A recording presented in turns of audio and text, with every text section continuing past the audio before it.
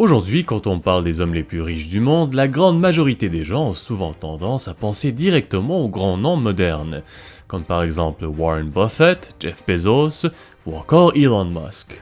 Mais pourtant, il n'arrive pas à la cheville de Kankou Moussa ou Mansa Moussa, l'empereur qui a régné sur l'empire du Mali au XIVe siècle. Surtout quand on prend en compte les ressources disponibles aujourd'hui comparées à l'époque.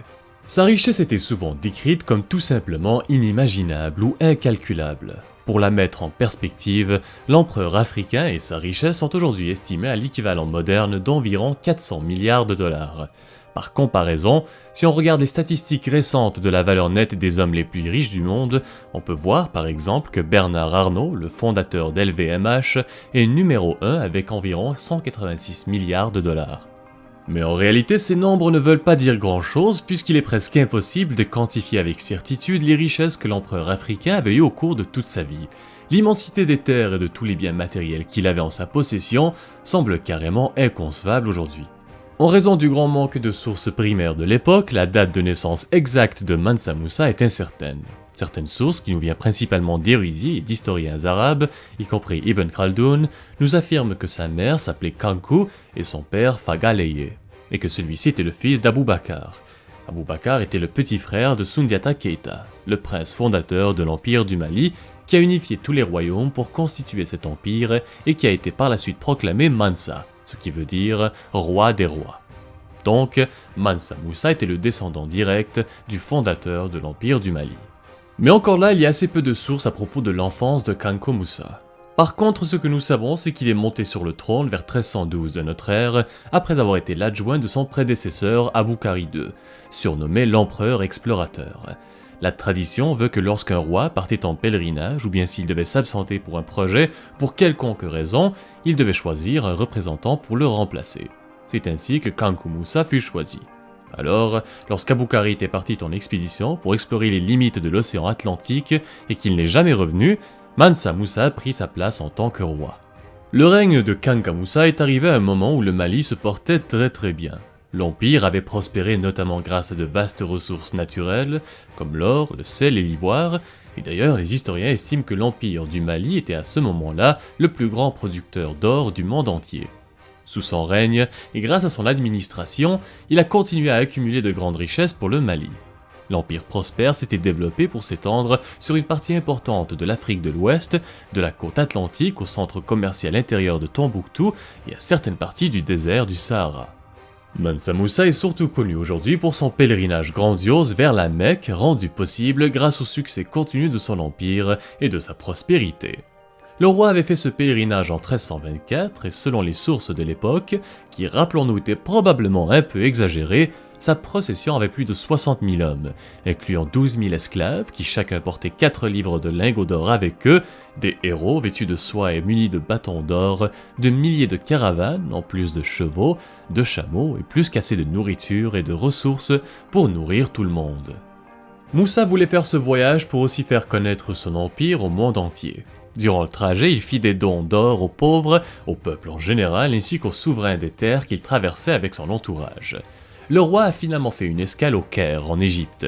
Et bien sûr, le peuple égyptien ne pouvait s'empêcher d'être impressionné par le nombre considérable de personnes et de richesses qui traversaient leurs terres. Imaginez un instant comment d'un jour à l'autre, des milliers de personnes, dont une grande partie étaient vêtues des plus beaux vêtements de l'époque et transportant des tonnes d'or avec eux, arrivaient dans votre ville en donnant de l'or aux pauvres.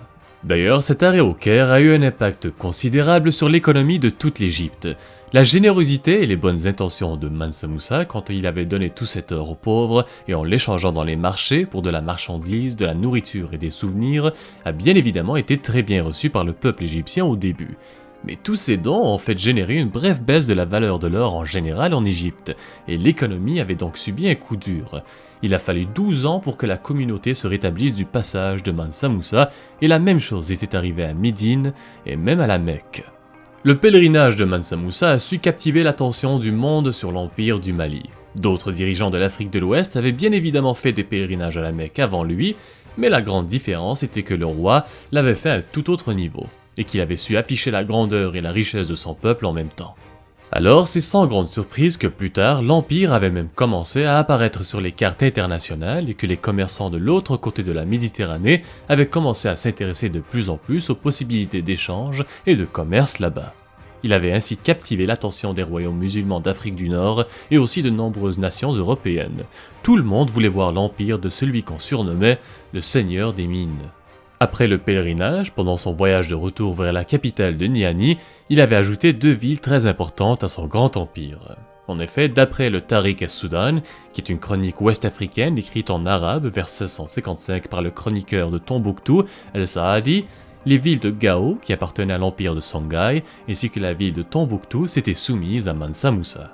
L'empereur était tellement ravi de la nouvelle acquisition de ces 2 villes qu'il décida de retarder son retour à Niani et de se rendre à Gao pour y recevoir la soumission personnelle du roi de Songhai. Sous Mansa Moussa, Tombouctou et Gao sont devenues des villes commerciales très importantes ayant des liaisons caravanières avec l'Égypte, mais aussi avec les autres grands centres commerciaux importants d'Afrique du Nord. En revenant de la Mecque, Kankou Moussa avait aussi ramené avec lui des érudits arabes, des bureaucrates et des architectes. Parmi ceux qui sont revenus avec lui se trouvait l'architecte de Grenoble, Ishaq al-Tejin, aussi connu sous le nom de Al-Sahili. Celui-ci avait introduit des techniques de construction modernes au Mali, comme notamment l'utilisation de briques cuites par rapport aux briques séchées au soleil. Il a conçu de nombreuses mosquées pour l'empereur, comme par exemple la mosquée de Gao et la grande mosquée de Tombouctou, Djengelber, qui d'ailleurs tient toujours debout aujourd'hui, presque 700 ans plus tard.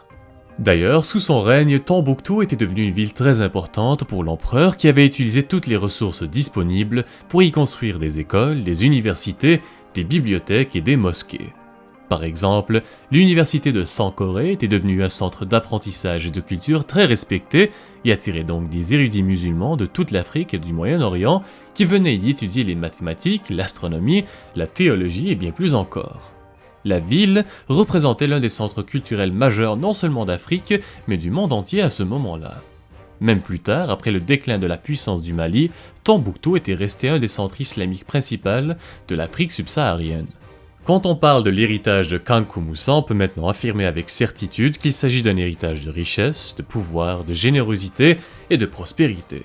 Il reste encore à ce jour un symbole de ce dont l'Afrique était capable pendant son âge d'or et continue de servir d'inspiration pour les générations futures. Ce n'est pas pour rien qu'on continue de parler de lui des siècles plus tard. Finalement, Mansa Moussa n'était pas un grand dirigeant juste parce qu'il était riche.